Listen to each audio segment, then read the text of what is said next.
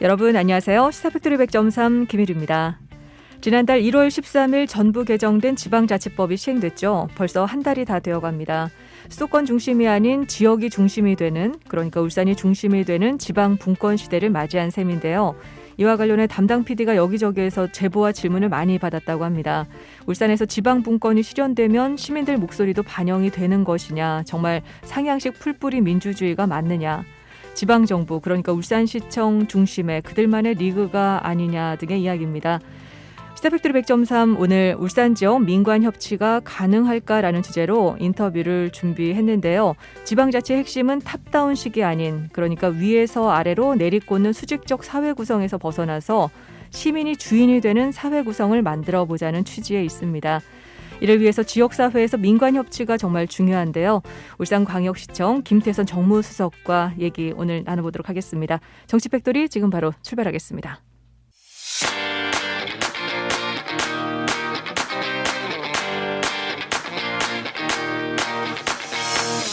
정치적 책임을 묻는다. 시사 팩토리 100.3 정치 코너. 정치 팩토리.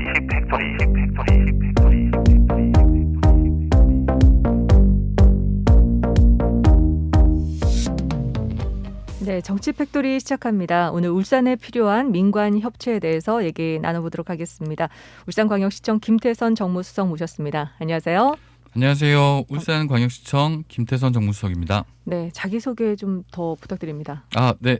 저는 울산에서 태어난 그 촌놈 방어진 출신 김태선이라고 하고요. 국회에서 활동하다가, 국회에서 일하다가 청와대에서 문재인 정부 때 청와대 행정관으로 일하다가 네. 그리고 지금 울산에 고향 울산 내려와서 울산 사회를 조금이라도 좀 바꿔보는데 헌신하고자 내려온 그 울산시청 정무수석 김태선입니다. 그렇군요. 정무수석의 별칭이요. 민원수석이라고 지난 8월 방송에서 소개를 해주셨어요. 어떤 유형의 민원이 제일 많은가요? 네, 실제 저한테 들어오는 민원의 대부분은 돈 얘기입니다. 예산이라고 그러죠. 네. 이제 울산에서는 한정된 예산 가지고 이제 예산을 배정하게 되는데 저한테 들어오는 민원의 대부분이 이제 돈을 좀 따기 위해서 얘기를 하는 거죠, 대부분. 네. 네. 뭐 시의원이나 구의원들을 비롯해가지고 뭐 관변 단체, 뭐 시민사회 단체, 뭐 특히 시민들 자발적으로 만들어낸 자생적 단체 등에서 모두 각자의 영역에서 이제 시에 필요한 예산을 따기 위해 노력하고 있는 거고요. 시의 입장에서는 아무래도 한정된 자원으로 이분들의 모든 욕구를 다 충족시킬 수 없기 때문에 네. 옥석을 가리는 작업을 진행합니다. 가령 현장 방문을 한다던가, 네. 구청과 군청 의견을 들어보고, 그리고 중앙으로 올라가서 중앙부처와 협의도 진행하기도 합니다. 그렇군요. 상당히 어려운 일이 아닌가 생각이 드는데 지금 해결을 위해서 애쓰고 계신 민원 내용 혹시 알 수 있을까요? 지금 2022년 첫 추경을 지금 예산을 정리하고 있는데요. 네. 이게 아무래도 저희한테는 울산의 동구, 북구, 남구, 울주군, 북구까지 구군별로 예산을 어떻게 나누느냐, 우선순위를 어떻게 배정하느냐, 이에 대한 고민이 가장 큽니다. 각 구군별로 지금 처해 있는 상황이 많이 달라서 네. 가령 울주군 같은 경우는 가용 예산이라고 그러죠. 구군에서 자체적으로 쓸 수 있는 예산이 좀 많은 반면에 중구, 동구 같은 경우는 그렇지 못한 게 사실이어서 네. 울산의 균형 발전을 고려해야 되는 울산시 입장에서는 이 부분에 대한 고민을 지금 추경에 어떻게 반영시킬지. 그러네요. 고민이 굉장히 많으실 것 같아요. 이 부분이 주저희가 좀 고민이 되는 게 네. 얼마 전에 울주군에서 코로나 자가진단 키트를 모든 국민들에게 나눠주겠다라고 네. 얘기를 해가지고 이게 울주군에서는 가용 예산이 좀 있어서 이렇게 가능했는데 이게 다른 구청에서는 좀 난색을 표하고 있는 거거든요. 그래서 울산시 안에서도 이런 좀 차별이라기보다는 구군에 맞게끔 하다 보니까 좀 다르게 좀 배정되고 있는 부분에 대해서 좀 울산시로 저는 좀 그렇군요. 균형 맞추기도 상당히 어렵겠어요. 예. 네. 방송국에서 우리 방송 담당자로 방송을 준비하다 보면은 민원과 제보 경계에 있는 시민들의 얘기를 좀 듣게 되거든요. 대략 1년 전인 2021년 3월 18일에 제정된 민간협치 기본조례로 민간협치센터가 설립이 됐어요. 근데 시민들은 협치센터에 어떻게 참여를 할 수 있는지 잘 모르겠다. 또 홈페이지를 들어가 보면은 공무원 활동 흔적만 보이고 시민들 활동 흔적은 없다 등의 반응이 있었거든요. 홍보가 좀 부족하다 이런 이야기가 있더라고요. 그리고 또 시민 참여도 저조해 보이는데 우리 민원 수석께서는 이 부분 어떻게 또 생각하세요? 말씀처럼 그 민간협치 지원센터가 이제 생겨서 여러 가지 사업 실험을 좀 진행하고 있습니다. 그런데 아직까지 그 시민분들이 참여할 수 있는 다양한 경로에 대한 홍보가 좀 미진한 게 좀 사실인 것 같아요.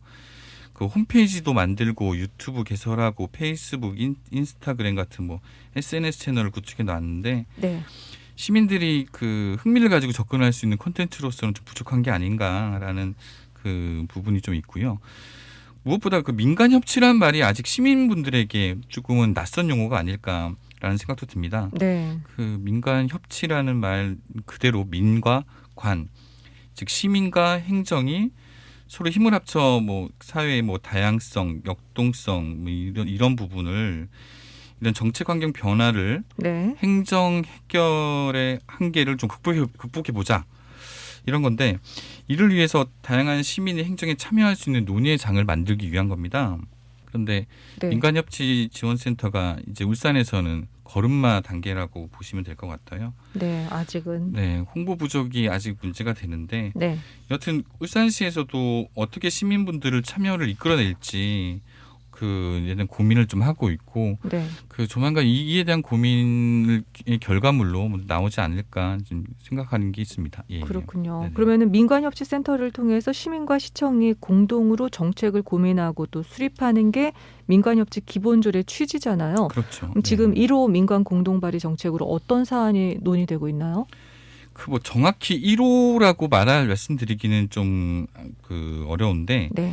그 가장 대표적으로 지금 지역 특성별 맞춤 발전 방안을 연구하는 마을 혁신 연구소라는 게 있습니다. 네. 그러니까 지역 특성별 맞춤 발전 전략인데 발전 방안인데 이거는 다수의 활동가들을 저희가 선정한 활동가들이 마을 속으로 직접 들어가서 주민들과 함께 마을 회의를 하고 그래서 마을의 공동 의제를 추출해내고 네.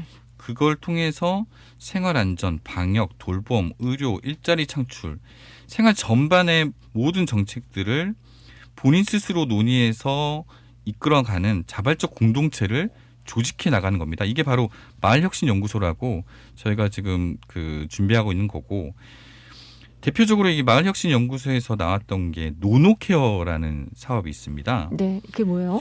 이게 울주군의 서생이나 네. 온양에서 주로 실험을 했던 건데 가령 이쪽 지역은 연령대가 다들 높거든요. 어르신들이 많아요. 그래서 노노케어 50, 60대 상대적으로 젊으신 50, 60대 노인분들이 네. 나이가 상대적으로 많으신 70대, 80대 어르신들을 케어하는 거죠. 예를 들어서 그 보건소도 거리가 멀고 네. 당장 7, 80대, 8, 90대 어르신들을 케어할 수 없기 때문에 마을 자체적으로 50대, 60대 분들이 7, 80대를 케어하는 네. 그래서 이런 실험을 해봤는데 이게 굉장히 반응이 좋더라고요.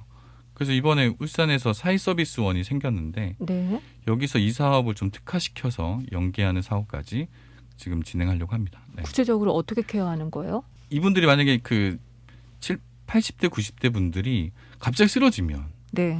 이분들이 동네 옆집에서 이제 주기적으로 방문을 한다던가 네. 이런 시스템을 만들어 놓는 거예요. 유기적 연관성을 가지도록. 그래서 그 아픈 분들이 실제로 뭐 그 아프다고 얘기할 수도 없으니까 그렇다고 뭐 보건소에서 매일 집을 다 돌 수도 없으니 동네 주민분들이 스스로 이렇게 케어할 수 있는 그런 시스템을 만들어 놓는 거죠. 마을 안에서. 예, 예. 네, 그렇군요. 근데 민간 협치가 잘 안 된다는 문제 제기는 사실 다른 영역에서 조금 발생을 하고 있다고 들리거든요. 구체적으로 저희 시사팩토리 100.3 금요판으로 송출되고 있는 나울통 문화도시 에디션 방송 일부 내용을 좀 되짚어 보면은 울산은 지난 12월에 예비 문화도시로 선정된 상황이에요. 올해 말에 법정 문화도시로 지정될 경우 향후 5년 동안 100억 원 가량의 사업비를 받게 되는데 당장 예비 사업을 잘 수행해야 하지만 부족한 예산과 인력으로 문화재단이 시청 역할을 대행하고 있는 상황이라서 민관 협력이 제대로 이루어지기 어렵다는 제보가 있었습니다. 그 제보를 또 자세히 들여다보면은 이 문제 해결을 위해서는 시청이 모든 책임을 문화재단에 떠넘기고 나몰라라해서는 안 된다. 울산시청 안에 담당 부서인 문화예술과의 적극적인 자세가 좀 필요하다. 이런 내용이 대부분이었거든요. 이 부분은 어떻게 생각하세요? 그런 얘기는 저도 처음 듣는 얘기인데 네. 시청이 그 모든 책임을 문화재단에 떠넘기고 있다는 것 자체가 좀 잘못된 거 아닌가 생각이 들고요. 실제로 문화재단이라는 게 그 문화예술 분야의 소통을 강화하고 관련 전문성을 높이고자 2016년도에 지금 울산시에서 만든 건데 그 울산 문화재단의 취지 자체가 시민 참여형 문화예술 분위기를 조성하는 겁니다. 그러니까 문화도시 기반을 마련하기 위해 설립되었다고 봐도 네. 무방합니다. 네. 실제로 그 예비 문화 도시로 지정된 다른 타 시도를 보더라도 지자체를 보더라도 각 지역의 문화재단이 이를 도맡아 해왔고요. 울산 역시 문화재단에서 기본 계획을 수립했고 그리고 주도적으로 문화도시 사업을 추진해 왔습니다. 현재 문화재단 안에서 예비 문화 도시 지원 센터를 신설해 있고 여기서 이제 사업을 이제 진행하고 있거든요. 네.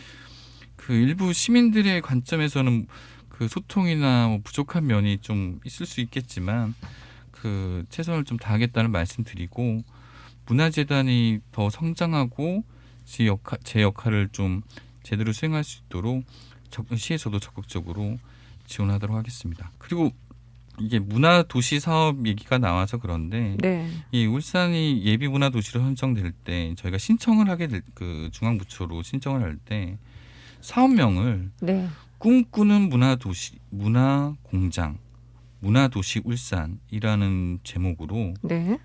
시민이 만드는 문화공장 시민 모두가 문화공장장이라는 비전을 밝혔습니다. 네.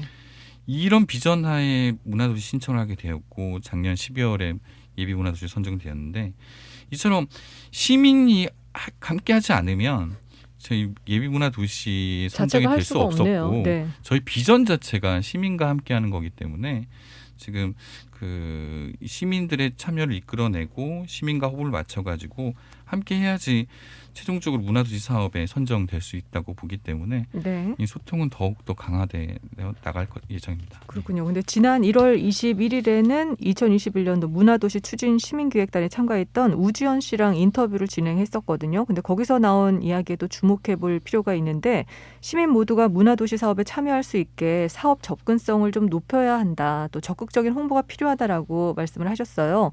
그리고 사업 추진 과정에서도 이를 활성화하기 위해서 사업 참여진을 대상으로 공론장이 좀 필요하다라고 말했는데 시민의 아이디어로 울산의 미래를 준비하기에는 민의를 모으는 시청의 노력이 좀 필요한데 또 이 부분도 부족하지 않냐 이런 이야기가 나오더라고요. 이 부분은 어떻게 생각하세요?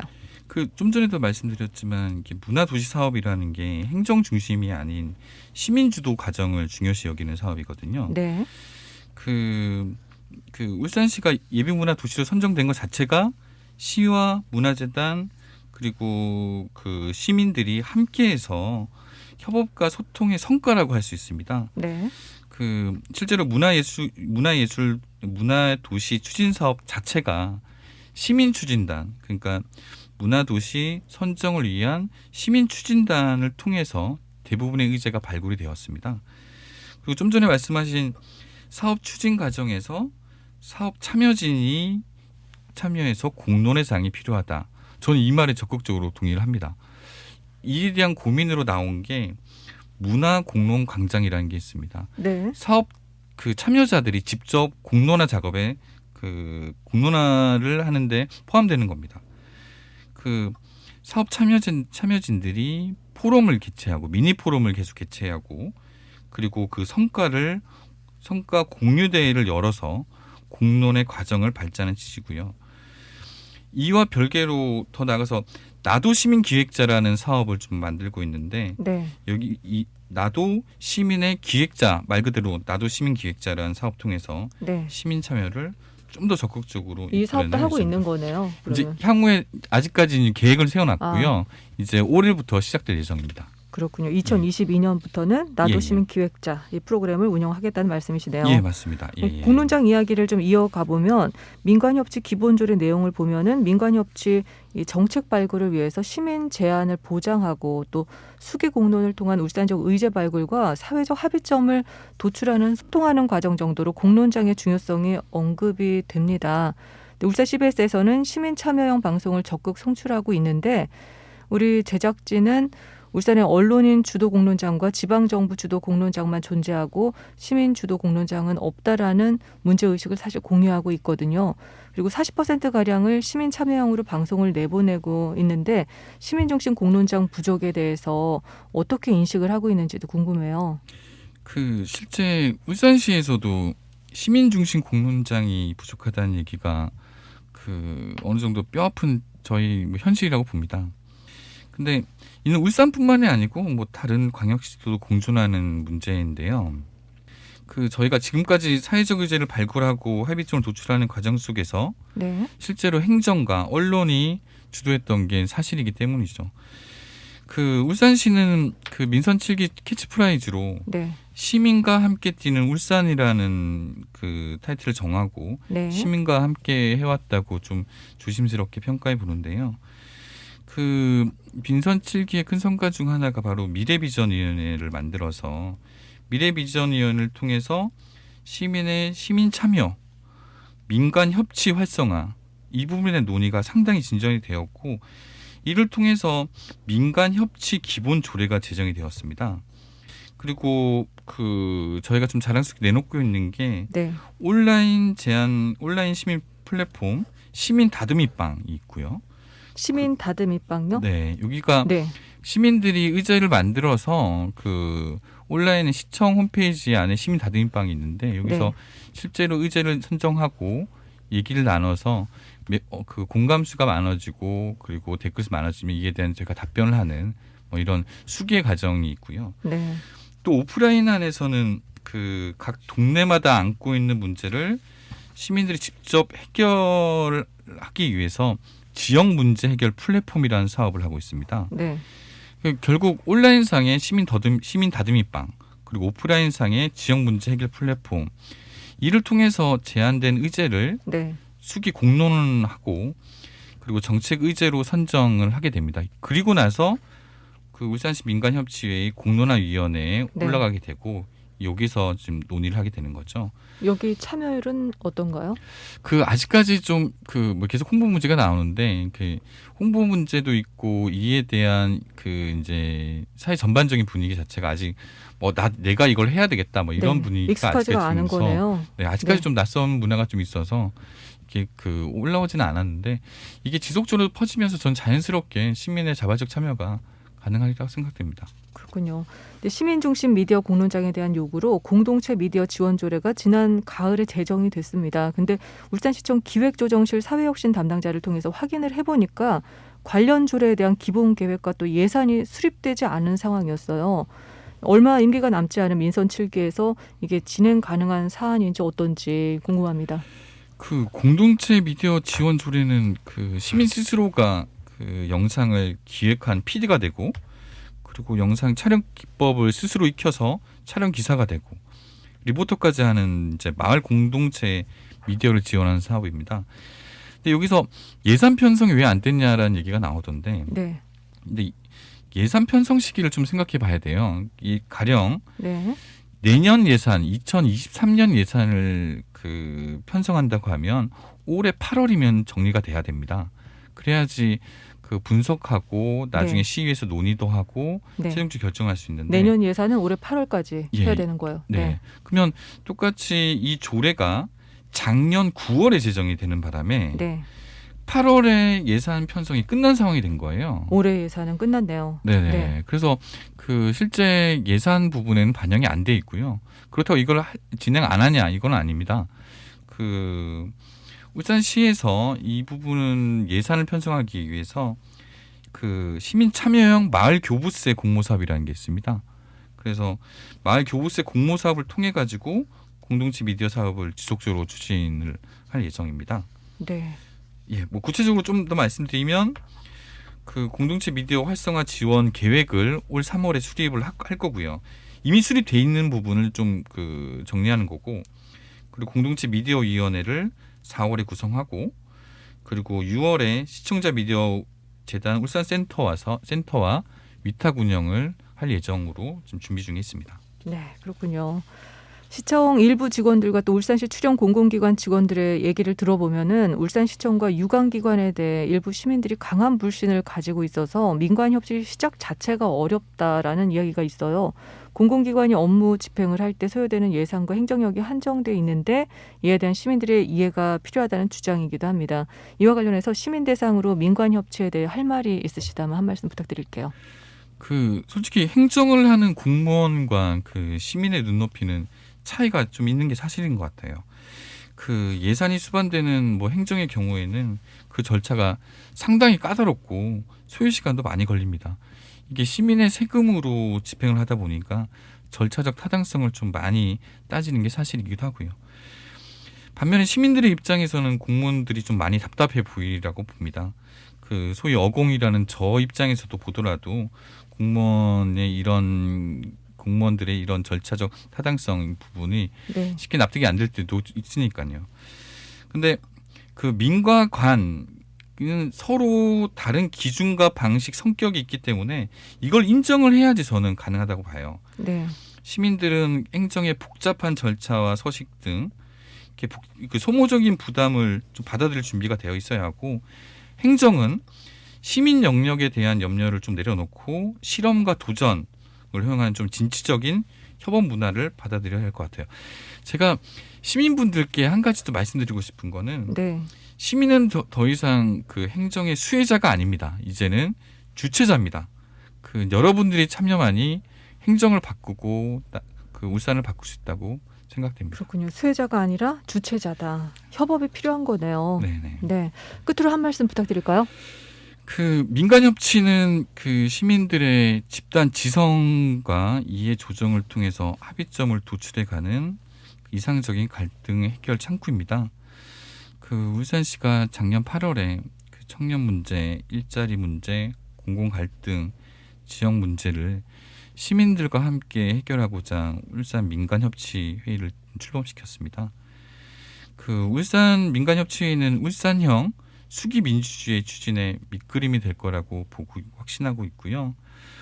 이제 아직 시작이라 좀 부족한 면이 많이 있습니다. 그 시민 여러분들께서 좀 더 많이 관심 가져주시고 적극 참여해 주셔서 울산의 민간협치가 더욱 발전할 수 있기를 기대하고 있습니다. 울산시 역시 항상 시민들의 편에서 그 항상 최선을 다하도록 하겠습니다. 감사합니다. 네, 감사합니다. 오늘 정치팩토리에서 민원수석이라는 별명을 가진 김태선 울산광역시청 정무수석과 민관협치 이면의 이야기 나눠봤습니다.